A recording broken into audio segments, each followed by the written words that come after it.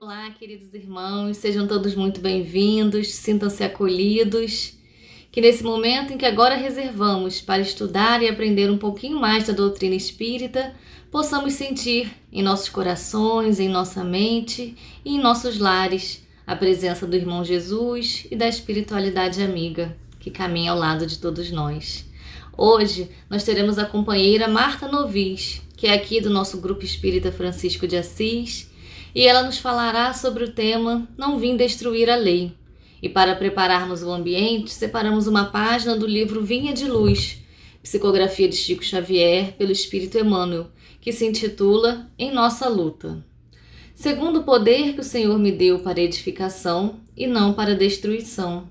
Paulo, segunda carta aos Coríntios, capítulo 13, versículo 10. Em nossa luta diária, tenhamos suficiente cuidado no uso dos poderes que nos foram emprestados pelo Senhor. A ideia de destruição assalta-nos a mente em ocasiões incontáveis. Associações de forças menos esclarecidas no bem e na verdade, somos tentados a movimentar processos de aniquilamento. Companheiros menos desejáveis nos trabalhos de cada dia, intentamos abandoná-los de vez. Cooperadores endurecidos, deixá-los ao desamparo. Manifestações apaixonadas em desacordo com os imperativos da prudência evangélica, nossos ímpetos iniciais resumem-se a propósitos de sufocação violenta. Algo que nos contraria as ideias e os programas pessoais, nossa intolerância cristalizada reclama destruição. Entretanto, qual a finalidade dos poderes que repousam em nossas mãos em nome do divino doador? Responde-nos Paulo de Tarso com muita propriedade, esclarecendo-nos que recebeu faculdades do Senhor para edificar e não para destruir. Não estamos na obra do mundo para aniquilar o que é imperfeito, mas para completar o que se encontra inacabado. Renovemo-nos para o bem, transformemo-nos para a luz. O Supremo Pai não nos concede poderes para disseminarmos a morte. Nossa missão é de amor infatigável para a vida abundante.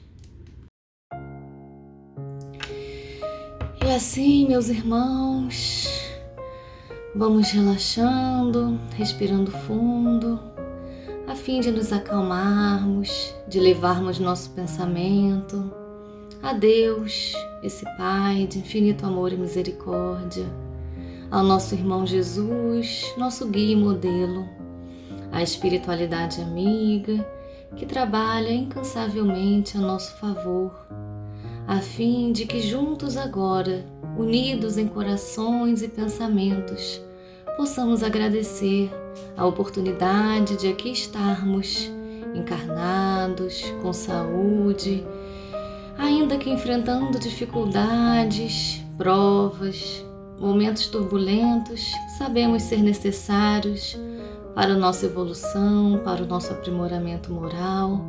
Agradecemos por tudo, Senhor, pela saúde do corpo, da mente, por estarmos aqui nesse momento estudando, nos dedicando a aprender um pouquinho mais dessa doutrina tão consoladora, tão confortadora, e aproveitando também o momento para pedir, Senhor, pedir que envolva a todos os seus filhos, a todos os nossos irmãos que nesse momento passam dificuldades, enfrentam perdas de entes queridos, enfrentam a doença e tantas outras variadas dificuldades, Senhor, que eles possam ser envolvidos, fortalecidos, que nesse novo ano que se inicie, possamos ter nossa fé e esperanças renovados para seguir em frente, na certeza de que tudo passa, de que não estamos sozinhos.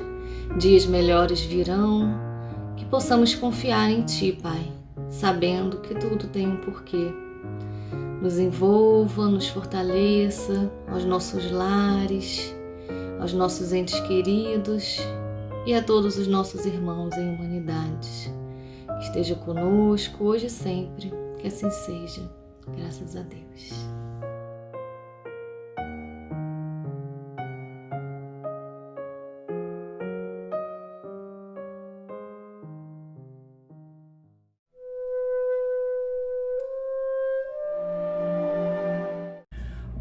Olá, meus amigos. É uma alegria muito grande estarmos aqui mais uma vez falando acerca do legado de Jesus Cristo. Hoje nós vamos refletir acerca do que ele disse segundo Mateus. Eu não vim destruir a lei. O que será que Jesus quis dizer com isso, né? Então, Mateus reproduz as palavras do Cristo. Segundo Mateus, o Cristo falou o seguinte: não penseis que eu tenha vindo destruir a lei ou os profetas. Não os vim destruir, mas cumpri-los. Porquanto em verdade vos digo que o céu e a terra não passarão sem que tudo que se acha na lei esteja perfeitamente cumprido, enquanto reste um único J e um único ponto. Para que a gente entenda o que Jesus quis dizer, é sempre bom, né? A gente gosta sempre de voltar lá naquele contexto, né, em que Jesus vivia. Então tem algumas coisas que a gente não pode esquecer. A primeira delas é que Jesus era judeu e ele viveu como judeu. Então, ele cumpria aquelas leis. Ele não, em momento algum, ele descumpriu lei alguma. Uma outra coisa que a gente precisa não se esquecer é que Jesus é o governador do planeta Terra, conforme nos diz Emmanuel no livro A Caminho da Luz, pelas mãos do saudoso Chico Xavier.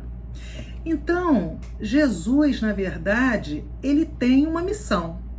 Deus pegou esse planeta, ainda quando não havia sido construído, né, quando ele se desprendia da nebulosa, e entregou a Jesus.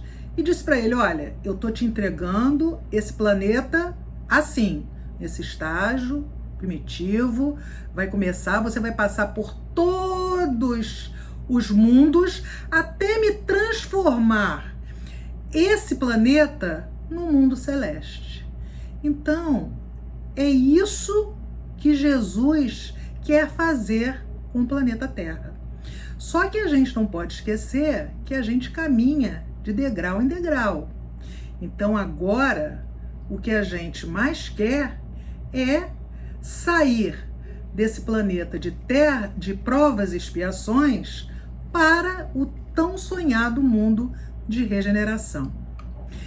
A gente observa uma outra coisa importante também, que Jesus, ele não é dos espíritas, dos católicos, dos budistas, dos muçulmanos. Jesus é da humanidade inteira. Ele é o responsável pelo planeta Terra. Então, ele é responsável por cada um de nós, independentemente da forma que nós achamos mais conveniente, mais acolhedora, mais consoladora para cada um de nós seguir. E a gente observa que Jesus enviou vários mensageiros em pontos bem distantes e diferentes do globo terrestre. Ele enviou, na verdade, esses mensageiros para aquele povo que havia sido exilado do mundo onde vivia. Então, esses espíritos, eles não tinham elevação moral para continuarem no mundo em que se encontravam. Então, migraram para a Terra, foram exilados daqueles mundos. Mas o objetivo desses espíritos, ao chegarem na Terra, era fazer com que nós nos desenvolvêssemos em termos de intelectualidade, já que em nível moral eles se encontravam no mesmo patamar que nós. Por isso não conseguiram continuar no mundo em que habitavam. Por outro lado, o objetivo deles, primordial, era se elevar em moralidade para que rapidamente pudessem voltar aos braços dos amores que em terras tão distantes deixaram, né? E aí a gente observa, disse, né, que os egípcios foram aqueles que primeiro voltaram, foram aqueles que primeiro adquiriram a moralidade. Haja vista as pirâmides que eles deixaram, né? Ninguém sabe como, é um questionamento, né?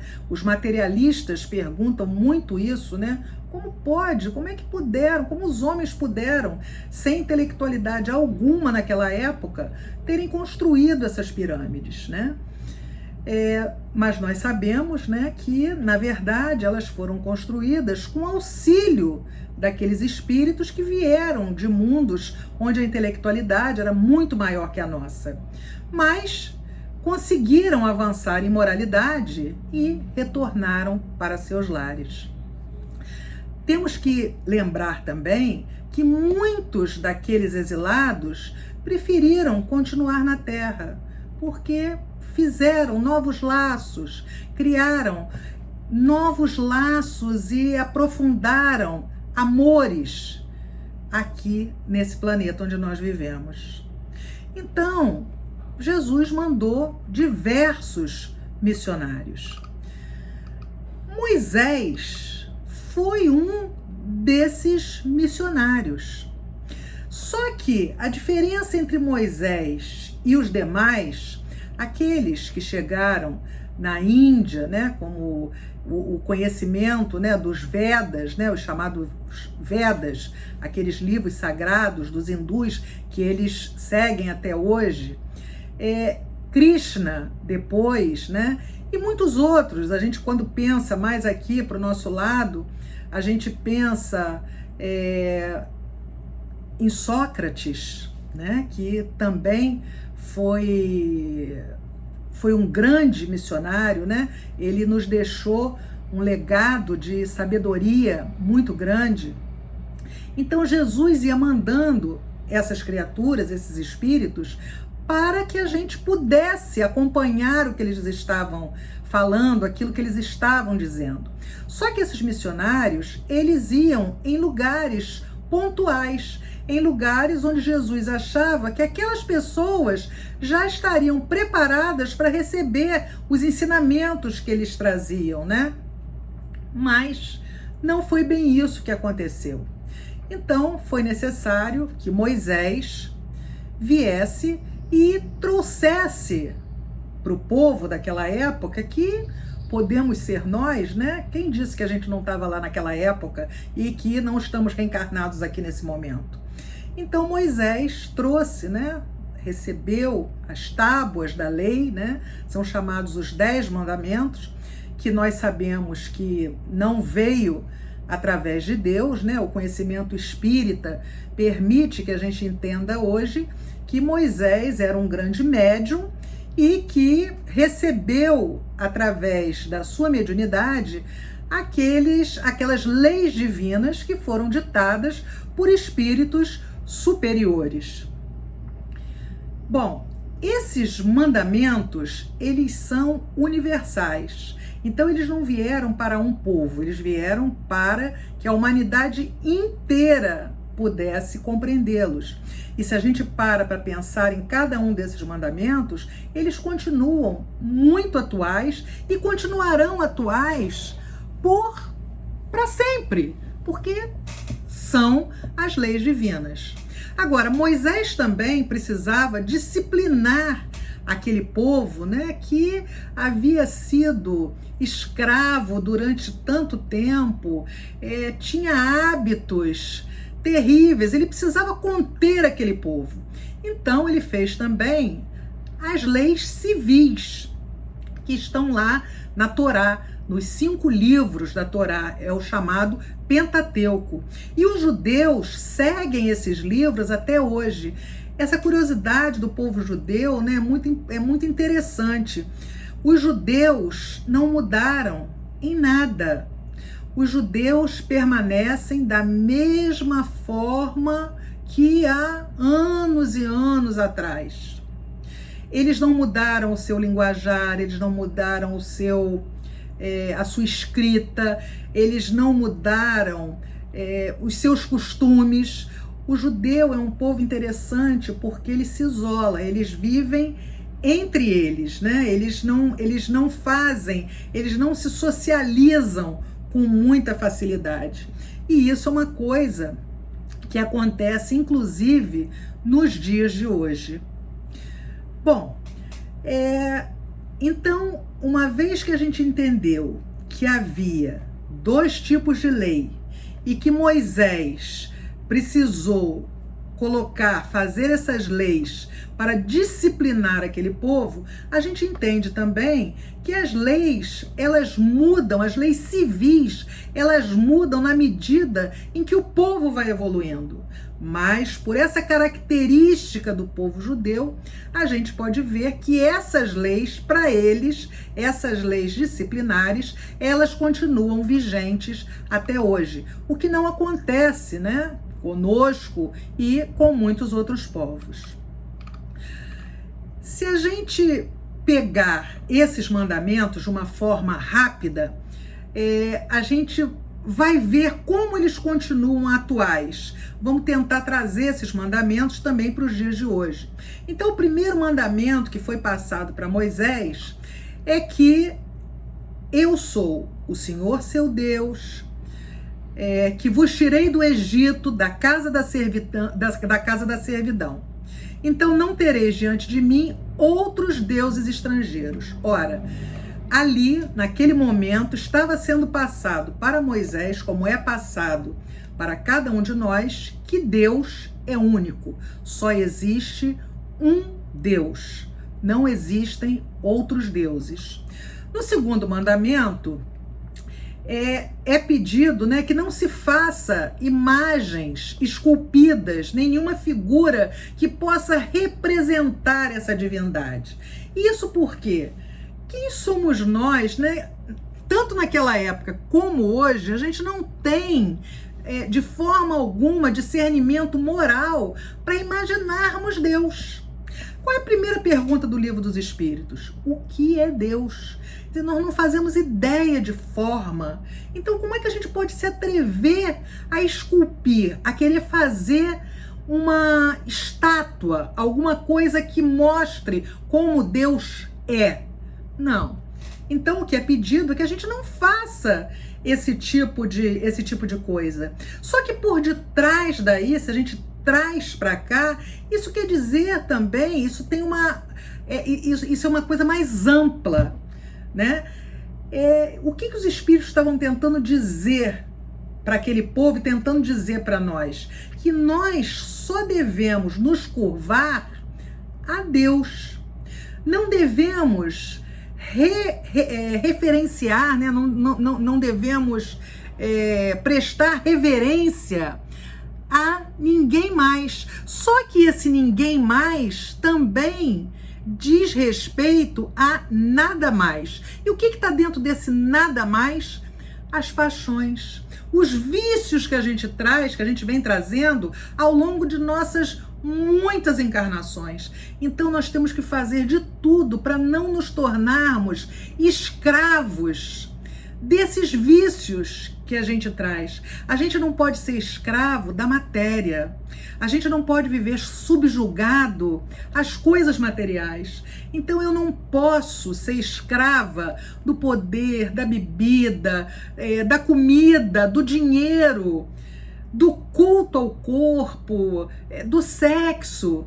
Enfim, nós não devemos nos deixar escravizar por nenhum desses vícios. Depois, no terceiro mandamento, os espíritos passam para Moisés que a gente não deve pronunciar o nome do Senhor Deus em vão. O que os espíritos estão tentando dizer para nós? Olha, a gente não pode se aproveitar de Deus para tirar qualquer tipo de vantagem. Então, do tipo assim, olha, vocês podem todos acreditar em tudo aquilo que eu estou dizendo, vocês não precisam verificar, vocês não precisam checar nada, porque eu faço parte do Grupo Espírita Francisco de Assis. E o Grupo Espírita Francisco de Assis é um grupo muito sério. Então, tudo aquilo que eu disser é verdade. Ou então, quando eu peço, né, alguma coisa em meu proveito, olha, chego numa editora e digo assim, olha, você pode editar meu livro? Eu sou uma médium séria. Olha, eu sou espírita e sou do Grupo Espírita Francisco de Assis. A gente não pode se apropriar do nome de Deus para levar algum tipo de vantagem. E é isso que os espíritos estavam tentando dizer naquele momento. Depois, eles falam, né, sobre santificar o dia de sábado. Olha que coisa interessante. Aquele povo vivia subjugado, escravizado. Eles não tinham nenhuma espécie de tranquilidade. Então, olha só o que os espíritos estavam dizendo para eles. E é interessante porque a gente aqui no Ocidente, né, a gente imagina, quando a gente vê esse mandamento, a gente imagina que no dia de sábado as pessoas ficam, né, pernas pro ar, não fazem nada, né? É isso que a gente imagina. Mas eu gostei muito quando o Jorge Elahá, que é um estudioso do judaísmo, é um expositor espírita excepcional, ele traz para nós um exemplo muito interessante. Primeiro, ele diz para nós que no judaísmo o dia de sábado, o Shabat, é muito esperado. As pessoas se arrumam, as pessoas preparam alimentos, porque esse dia é o dia reservado à família.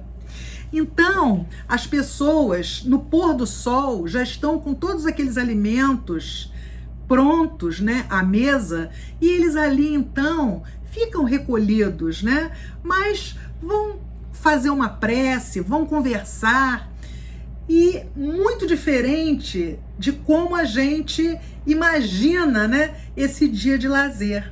Aí o Elahá trouxe um exemplo que eu achei fantástico e divido com vocês.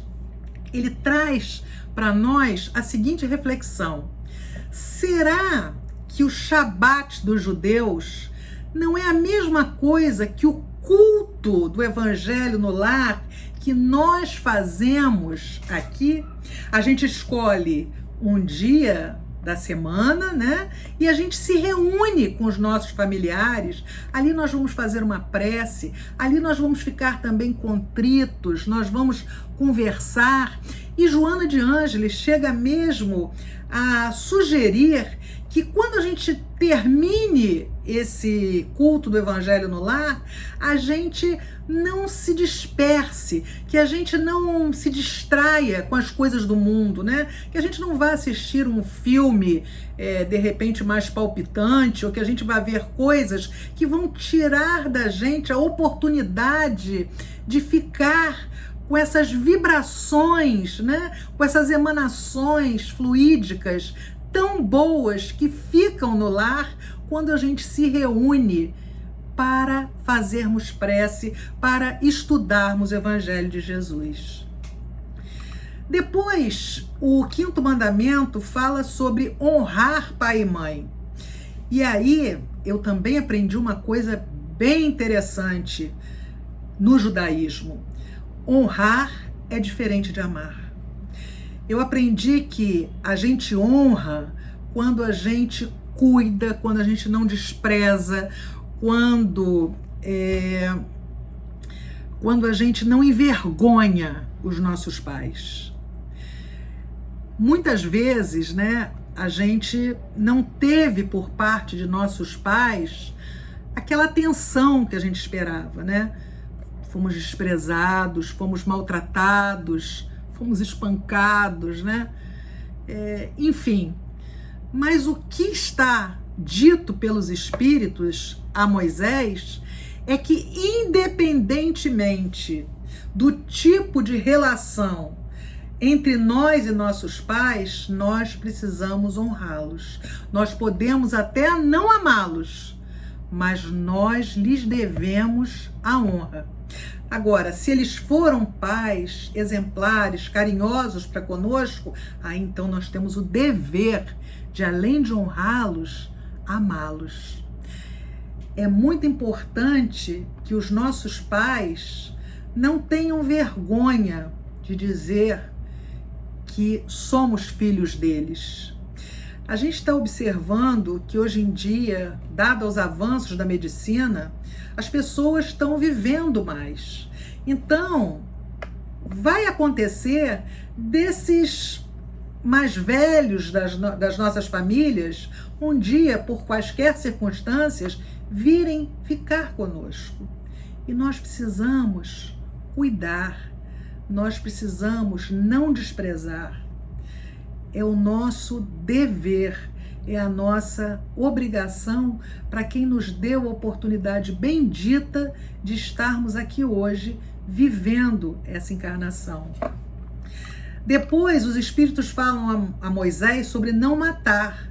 E quando é dito não matar, a gente pensa logo em não matar pessoas. Mas a gente pode estender isso muito mais. Os espíritos não estavam falando apenas de não matar pessoas, mas eles estavam se referindo a não matar sonhos, a não matarmos animais, a não matarmos esperanças, a não matarmos alegria. Imagina a gente dizer para o nosso marido, para a nossa companheira, que são estorvos na nossa vida. A gente está matando essas criaturas. A gente chegar para o nosso pai e dizer que ele é um peso que a gente está carregando. A gente está matando o nosso pai. A gente precisa ter muito cuidado com o que a gente fala. A forma como a gente se expressa pode matar aquilo que uma pessoa tem de melhor dentro dela. Mas também os espíritos falaram em outro mandamento sobre não cometer adultério. E nesse instante, imediatamente, a gente relaciona isso à relação conjugal. A relação conjugal também, mas a gente não pode esquecer que adulterar envolve muito mais coisas, né? A gente adultera um boletim escolar, a gente adultera um documento. Então, tudo aquilo que a gente pode adulterar, a gente, na verdade, está errando. A gente não está agindo de forma correta. Depois, os espíritos falam em não roubar. E olha que interessante, né? Porque a gente falou em não matar sentimentos, alegrias, sonhos, mas não roubar também não está só ligado a objetos, porque a gente pode roubar sonho, esperança, a gente pode fazer com o roubo a mesma coisa que com a morte. Só que tem uma diferença, né? Quando você mata um sonho, aquele sonho acabou ali. Agora, quando você rouba, por exemplo, a ideia de um amigo seu no trabalho, você diz que a ideia é sua e você consegue ser promovido e ele não, você roubou alguma coisa de alguém em proveito seu. Então, todas as vezes que a gente fica com essa coisa, a gente está roubando. Quando a gente simplesmente extermina isso no outro, a gente está matando. Depois os espíritos falam sobre não prestar testemunho falso contra o vosso próximo. Ora, o que eles estão falando senão da maledicência, né? Não vamos falar daquilo que a gente não sabe. A gente fala, a gente especula, a gente acha e a gente começa a falar. E aí a gente começa a fazer muito mal para o outro, né? As mídias, as redes sociais estão aí. Quanto ódio, quanto ódio disseminado. Para quê? Para que isso? O que a gente ganha com isso? E depois eles falam sobre não desejar a mulher do próximo, sobre não cobiçar a casa, o servo, a serva, o boi, o asno, qualquer das coisas que pertençam a outra pessoa. Ora, o que os espíritos estão falando aqui? Eles estão nos falando de cobiça, de inveja. Eu quero sempre aquilo que é do outro. Eu nem valorizo as minhas conquistas. As minhas conquistas ficam pequenas, porque na verdade, por mais que eu conquiste, eu estou sempre interessado naquilo que o outro conquistou. Eu quero aquilo que o outro está conquistando. E isso, na verdade, meus irmãos, é terrível. Então, o que a gente observa é que Moisés foi uma revelação, né? Foi a primeira grande revelação. O que é revelação? Tirar o véu. Então ele veio mostrar uma série de coisas, mas a gente não estava preparado para entender aquilo. Então a gente não tinha a menor capacidade de entender aquelas leis. Enquanto os hindus, os egípcios, né, eles cultuavam vários deuses, os judeus eram monoteístas. Entretanto, o seu orgulho não os deixou reconhecer em Jesus o escolhido, o ungido, o Messias, o Mestre. Mesmo através das muitas profecias descritas no Velho Testamento, através dos vários enviados por Jesus, eles não reconheceram seu mestre ali. Esperavam um homem que com certeza não viria da Galileia, né? Uma cidade do interior. Eles não esperavam aquele homem simples que andava de sandálias. Eles esperavam um guerreiro com espada em punho, vencendo seus opressores pela força. E Jesus não era nada disso. Jesus veio, na verdade, não para destruir a lei, como ele falou segundo Mateus. Ele não veio destruir a lei de Deus. Ele não veio destruir a lei de Deus. Na verdade, as leis civis, ele até, né, mexeu e mexeu muito, né? Ele chamava os fariseus de hipócritas. Ele era contra uma série de coisas que aconteciam ali naquela época, mas as leis divinas, ele veio para dar cumprimento a essas leis. E aí ele pega simplesmente e resume aquelas 10 em amar a Deus acima de todas as coisas e ao próximo como a si mesmo. Mas Jesus também fala que o céu e a terra não passarão sem que tudo esteja cumprido, até o último J e até o último ponto. O que ele estava querendo dizer com isso? Ele estava querendo dizer que era necessário que a lei de Deus tivesse cumprimento integral, ou seja, que ela fosse praticada na terra inteira, em toda a sua pureza e com todas as suas ampliações e consequências.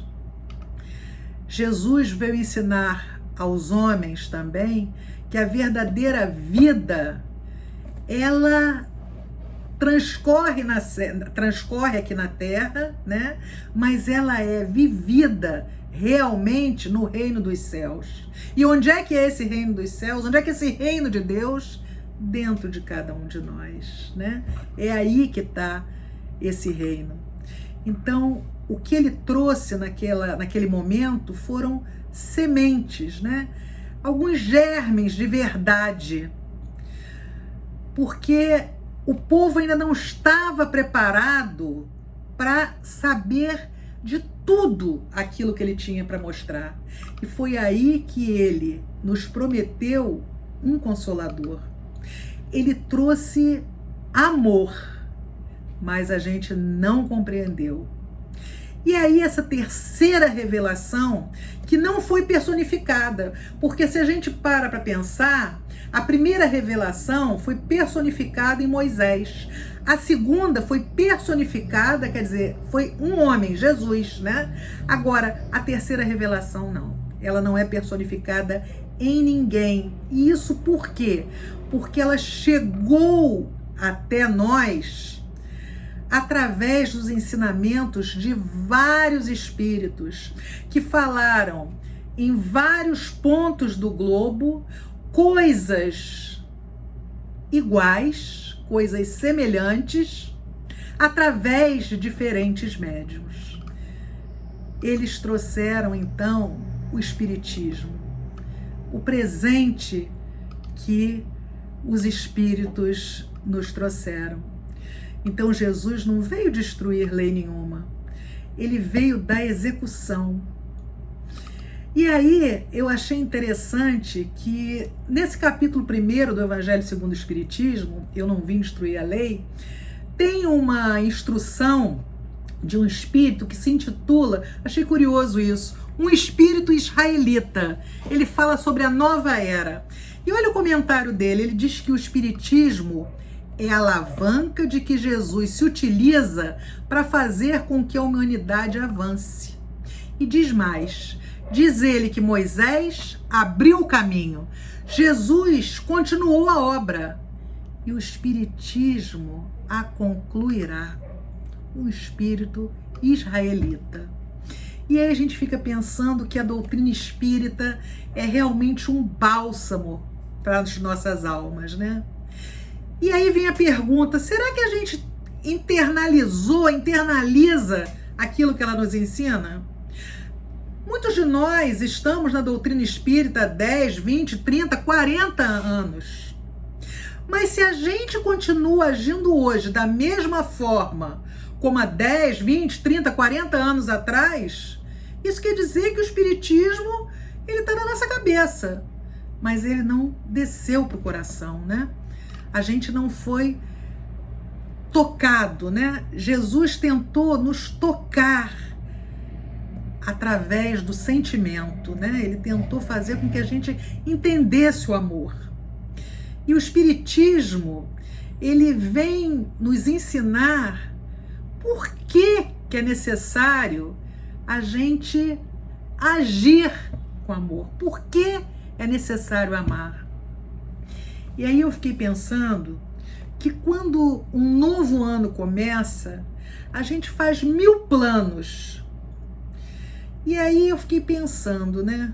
Será que algum desses planos que a gente fez lá quando a gente iniciou 2020, a gente conseguiu concluir ao longo do ano? Se a gente conseguiu, maravilha. Mas se a gente não conseguiu, por que será que a gente não atingiu um objetivo planejado por nós? E aí eu fiquei pensando, né? Será que a gente continua pedindo? Será que a gente continua planejando coisas apenas em nível material?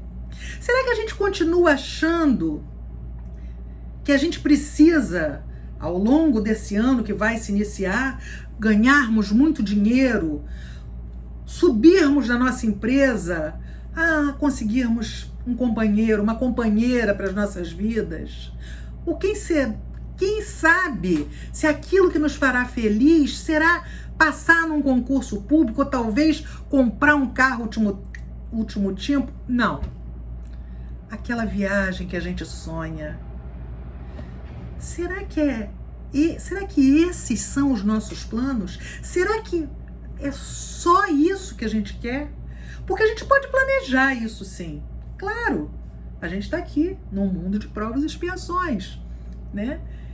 E a gente tem direito a isso. Eu acho que mesmo regenerados, a gente tem direito a alguma coisa material. Mas será que é só isso? Ou será que a gente já começa a pensar no bem coletivo? Será que a gente está preocupado com a vacina? Será que a gente está preocupado com a paz no mundo? Será que a gente já começa a planejar, aprendermos a nos colocar no lugar do outro, aprendermos a perdoar, aprendermos a lutar contra desigualdades sociais? Opa, peraí, Marta, você está falando em lutar? Como assim? Nesse ano que passou, uma amiga do coração, muito querida, alguém que eu amo muito, falou assim: como ter uma postura lúcida em relação à doutrina espírita e se manter alienado em relação à vida? Gente, eu achei essa pergunta tão profunda, né? Quer dizer, como é que a gente pode seguir Kardec, que nos deixou o legado de pesquisa, de análise, se a gente se omite sobre aquilo que está acontecendo à nossa volta? A gente precisa planejar nos transformarmos em indivíduos antirracistas, anti-homofóbicos. Precisamos combater o feminicídio, sim. Precisamos aprender a lutar sem violência. Mas enquanto espíritas cristãos que somos, é urgente que tenhamos uma postura contrária às desigualdades sociais. Porque enquanto a gente continuar preocupado em suprir as nossas carências materiais, a gente vai continuar convivendo com a maior chaga da humanidade em nossos corações: egoísmo, filho do orgulho. Enquanto a gente insistir em não olhar verdadeiramente para dentro de nós, enxergando as nossas carências espirituais, a gente vai continuar querendo matar a sede na água do mar. Nossa necessidade é espiritual. Que necessidade é essa que me faz cometer excessos, né? São as necessidades espirituais, e a gente está tentando. Todas as vezes que a gente comete um excesso é porque a gente está querendo tapar uma falta. E a gente quer tapar essas faltas, que são essas carências que são espirituais, a gente quer tapar comendo, bebendo, comprando, jogando, fazendo sexo desmedidamente. Mas até quando? Até quando? O que a gente faz para suprir essas carências espirituais? Eu acho que se a gente conseguir entender o que os espíritos nos dizem na questão 982 do Livro dos Espíritos, a gente está num bom começo. Kardec perguntou aos espíritos se seria necessário que nós todos professássemos o espiritismo, e se é necessário que todos nós creiamos nas manifestações espíritas para a gente ter assegurada a nossa sorte na vida futura, ou seja, aquela felicidade que nos será permitido desfrutar, que nos será permitida desfrutar. Olha o que os espíritos respondem. Se fosse assim, aqueles que não creem, ou aqueles que não tiveram, né, ou que não têm aquele desejo de se esclarecer, eles não teriam direito a essa felicidade. Os espíritos dizem, isso é um absurdo. Sabe por quê? Eles concluem, só o bem assegura essa felicidade futura. E aí eles arrematam dizendo, ora, o bem é sempre o bem, qualquer que seja o caminho que a ele conduza. Que a gente consiga, meus queridos, espalhar o bem pela estrada da nossa vida. Que a gente consiga, nesse novo ano que se inicia, espalhar amor, espalhar fraternidade, espalhar solidariedade do fundo de nossos corações, saindo de dentro de nós, não aquilo que as nossas mãos fazem, as nossas bocas, o nosso talão de cheque, mas sem sentimento nenhum. Que a gente consiga realmente sentir o amor que o Cristo tentou despertar em cada um de nós. E que com esse amor a gente consiga desabrochar e efetivamente trabalhar em prol da humanidade inteira. Que Jesus abençoe essa casa e que Jesus abençoe cada um de nós. Com os corações agradecidos mais uma vez por podermos estar com os pensamentos reunidos e voltados para o nosso irmão Jesus e seus ensinamentos e para a bondade de Deus, pedimos autorização para podermos encerrar o trabalho de hoje. Mas antes, vos rogamos suas bênçãos para a nossa casa de oração, que aqui nos une, mesmo que virtualmente, para os seus tarefeiros e frequentadores dos dois planos da vida.